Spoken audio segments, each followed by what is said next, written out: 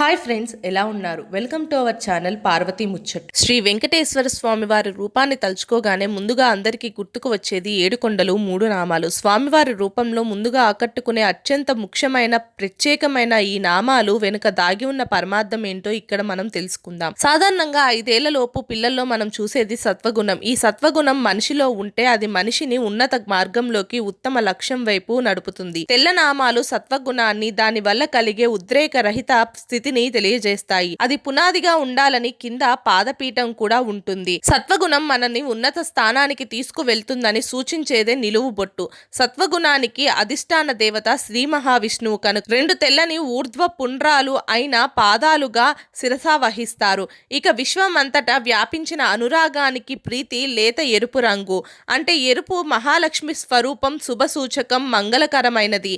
కాబట్టి తెలుపు నామాల మధ్యలో ఎరుపు చూర్ణం ఉపయోగిస్తారు. ఇది మొట్టమొదటిసారిగా రామానుజాచార్యులు స్వయంగా తన స్వహస్తాలతోని శ్రీవారికి 3 నామాలు అలంకరించారట. అది శ్రీనివాసుడికి తిరునామాలు అలంకరించడం ఆనవాయితీగా మారింది.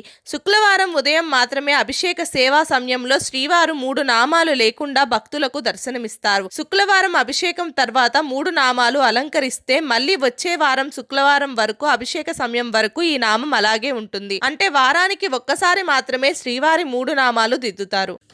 మా వీడియోస్ కనుక మీకు నచ్చినట్టయితే మా ఛానల్ని లైక్ చేయండి, షేర్ చేయండి, అలాగే సబ్స్క్రైబ్ చేసుకోవడం మాత్రం అస్సలు మర్చిపోకండి. మరిన్ని ఇలాంటి వీడియోస్ కోసం మా ఛానల్ని ఫాలో అవ్వండి.